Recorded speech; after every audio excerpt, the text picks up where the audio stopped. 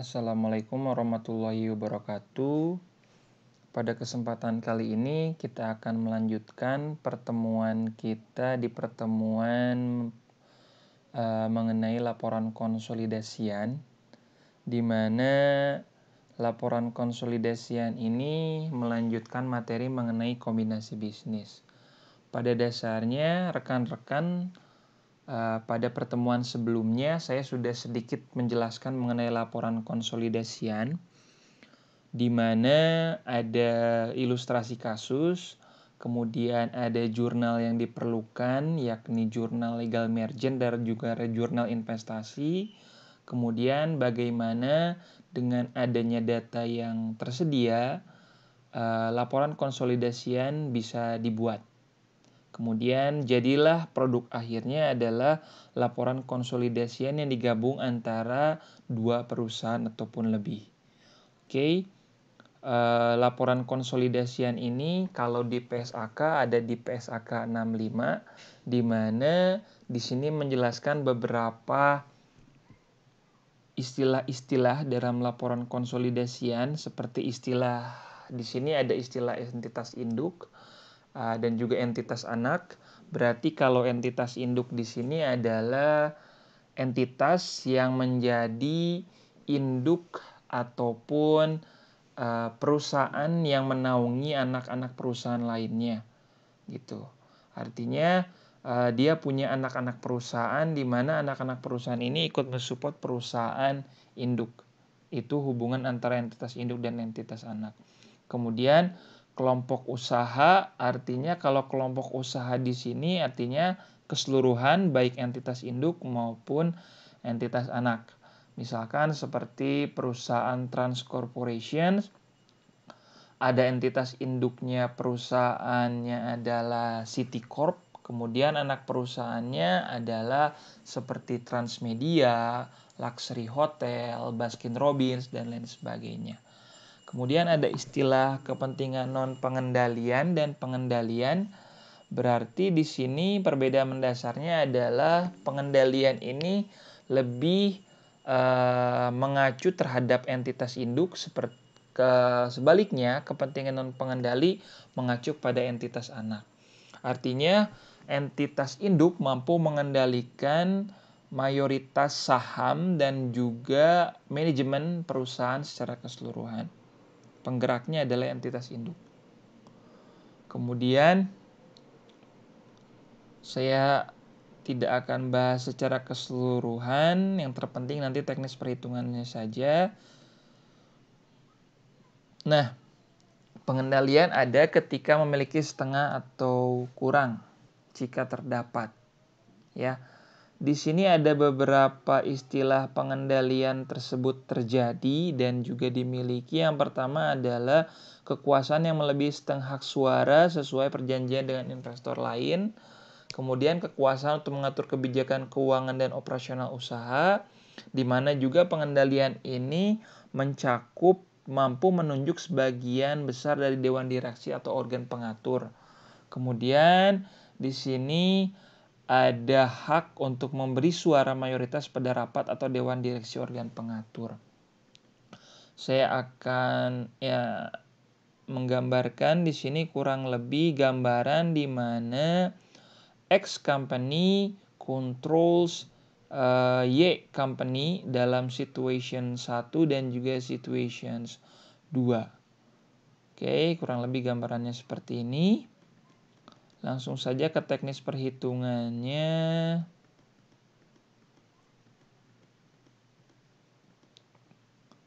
Kurang lebih yang akan teman-teman pelajari di ilustrasi ini adalah adanya periode laporan keuangan yang terdiri dari data laporan keuangan, tanggal pembelian saham, tanggal laporan konsolidasi. Kemudian jika terjadi ilustrasi kasus, teman-teman harus mampu mengidentifikasi terlebih dahulu seberapa besar sih persentase kepemilikan yang diambil alih oleh perusahaan pengakuisisi. Rumusnya yang harus kalian ketahui adalah Untuk mengetahui persentase kepemilikan adalah lembar saham yang dibeli dibagi lembar saham yang beredar. Ya. Tapi sebelum mengetahui persentase kepemilikan yang mana di sana ada jumlah lembar saham yang beredar, teman-teman harus cari dulu berapa sih jumlah lembar saham yang beredar. Itu dicari dengan cara rumus yang di bawah, yakni nilai capital stock dibagi nilai nominal per lembar. Jadi kalau secara harfiah dari rumus ini sebenarnya rumus yang bawah dulu yang digunakan lebih awal. Oke. Ya, sama asumsinya nanti untuk proses pengambil alihan perusahaan induk, hasilnya akan mengakui goodwill ataupun gain on bergen, pembelian diskon. Goodwill terjadi jikalau nilai investasi yang diberikan melampaui net assets dari perusahaan yang diakuisisi. Sementara sebaliknya, pembelian diskon ini terjadi jikalau cost of investment-nya lebih rendah dibandingkan net assets perusahaan yang diambil alih. Oke, di sini ada ilustrasi kasus, ada laporan posisi keuangan company A dan juga company B, di mana di sini ada komponen assets, komponen liabilities dan juga komponen stockholders equity. Karena yang namanya financial position mencakup 3 komponen item tersebut, ya. Di sini data-datanya dan diasumsikan di sini company A mengambil alih company B. Oke. Nah, di sini akan dibahas adalah asumsi yang pertama adalah asumsi yang 12.000. Maksudnya apa? Diperhatikannya adalah company A membeli saham company B sebanyak 2.000 lembar saham dengan harga sebagai berikut. Artinya, company A mengambil alih company B dengan membeli lembar sahamnya sebanyak 2.000 lembar dan dihargai sebanyak 12.000 per lembar. Bagaimana ilustrasinya yang A ini? Nah, seperti yang sudah disinggung terlebih dahulu di awal, teman-teman harus menentukan persentase kepemilikan. Sebelum menentukan persentase kepemilikan, teman-teman juga harus tahu berapa sih di sini jumlah saham lembar saham yang beredar 2.500. Diperoleh dari mana 25 juta? 25 juta adalah nilai capital stock seperti yang terlihat di soal di sini. Nah, disoroti oleh saya di sini di kursor 25 juta dibagi 10.000 di sini angkanya. Ya, 25 juta dibagi 10.000, maka hasilnya adalah 2.500 lembar. Sementara 2.000 adalah saham yang dibeli dibagi 2.500 dikali 100% sama dengan 80%. 2.000 seperti yang tertera di soal. 2.000 ya. Artinya persentase kepemilikan company A atas company B adalah sebesar 80%. Di mana 80% di sini dikategorikan sebagai entitas pengendali atau controlling interest. Di mana sisanya adalah dikuasai oleh entitas anak sebesar 20%. Atau dengan istilah lainnya adalah non-controlling interest. Kita lihat nilai investasinya. Yang ke bawah di sini dikatakan adalah consideration transferred sebesar 2.000. Apa 2.000 di sini? Di notes kembali 2.000 adalah saham yang dibeli dari A ke B. Harganya berapa sih tadi? 12.000. Ya, artinya nilai consideration transfernya atau investasinya adalah 24 juta. Ya, kemudian kita perhitungkan juga NCI-nya. NCI di sini adalah 20%-nya. 20% sisa dari 80% tadi. Ya, 20% ini. Dikali 2.500 adalah saham yang beredar. Dikali 12.000 adalah harga per lembar saham sama dengan 6 juta. Ya, jadi perbedaannya kalau consideration transfer ataupun investasinya dikali lembar saham yang dibeli, sementara NCI ini atau non controlling interest ini pengalinya adalah jumlah lembar saham yang beredar. Maka total cost of investment-nya adalah sebesar 30 juta. Kemudian dikurangi deh net assets identifications. Kalau teman-teman masih ingat rumus dari net assets itu apa? Total assets dikurangi total liabilities. Ya, secara harfiah kalau teman-teman sadar laporan posisi keuangan ada 3 komponen. Total, ada assets, ada liabilities, ada equities. Jadi kalau misalkan total assets dikurangi total liabilities, hasilnya sama dengan ekuitas, sama saja. Jadi ketika ini dimasukkan net asset identifications-nya, yang dimasukkan di sini adalah komponen ekuitas atau stockholders equity. Capital stock-nya 25 juta dimasukkan, NPIK-nya 1.300.000 dimasukkan, return earning-nya bernilai negatif, dikurung sama dengan 500.000 dimasukkan. Maka ditambahkan nilai bersihnya adalah 25.800.000. Oh, dibandingkan dengan cost of investment-nya 30 juta dibandingkan dengan 25.800.000. Artinya cost of investment melampaui dari nilai net asset identifications. Maka hasilnya adalah goodwill sebesar 4.200.000. Nilainya adalah positif. Maka teman-teman melanjutkan dengan pencatatan jurnal. Yang pertama adalah jurnal pembelian saham. Artinya investasinya dengan cara melakukan investasi dengan mengambil alih lembar saham dari PTB. Maka di debitnya adalah invest in company B stock.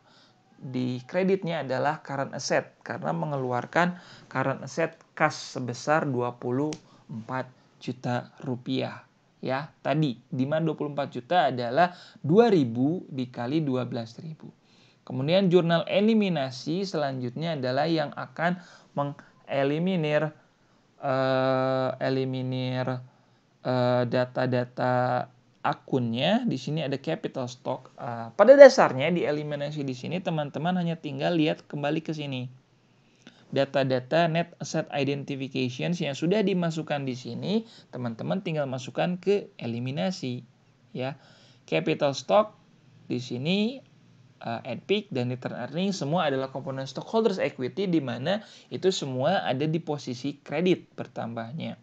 Maka ketika dieliminasi dibalik, yang semula awal mulanya di posisi kredit, capital stock 25 juta dipindah ke debit, NPIK 1.300.000 di kredit dipindah ke debit.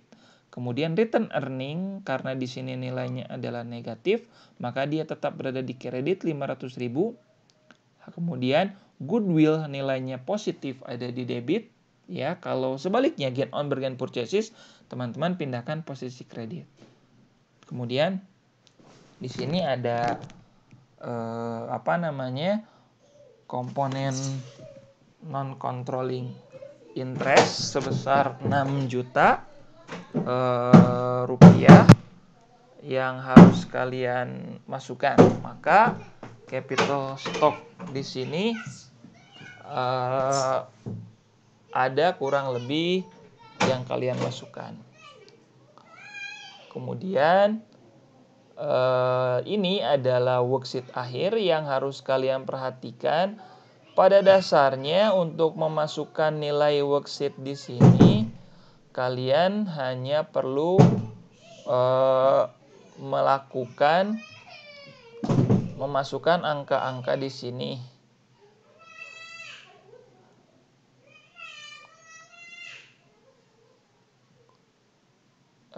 Angka-angka di sini yang harus kalian perhatikan adalah pada dasarnya kalian hanya perlu memperhatikan angka-angka data yang ada awal di sini, ya. Kemudian kalian masukkan kembali ke worksheet, ya, angka-angkanya, dan perhatikan jurnal eliminasi yang sudah kalian buat sebelumnya. Eliminasi, ya. Perbedaan mendasar di sini hanya ada kata-kata investment in company B stock menambahkan 24 juta. Kemudian goodwill, hasilnya nanti dimasukkan ke eliminasi, dan juga nilai NCI, non-controlling interest. Jadi intinya teman-teman kalau nanti misalkan membuat dari awal, teman-teman hanya perlu memerlukan data di sini, laporan posisi keuangan awal, ditambah jurnal eliminasi. Yang kemudian hasil akhirnya seperti ini, financial position-nya kalian tambahkan saja. rumus dasar dari financial position di sini, worksheet di sini, jika teman-teman ketemu debit dan debit, maka ditambahkan posisinya di debit. Ketika ketemu kredit dengan kredit, ditambahkan kesimpan di kredit. Kemudian jikalau sebaliknya debit dengan kredit atau kredit dengan debit, kalian simpan berselisihan. Simpan angka tertingginya ada di posisi akhirnya di mana. Oke, maka ketemulah hasil akhir consolidate financial positions. Selanjutnya jika masih ada yang kurang jelas nanti akan dibahas di media e-learning. Terima kasih. Wassalamualaikum warahmatullahi wabarakatuh.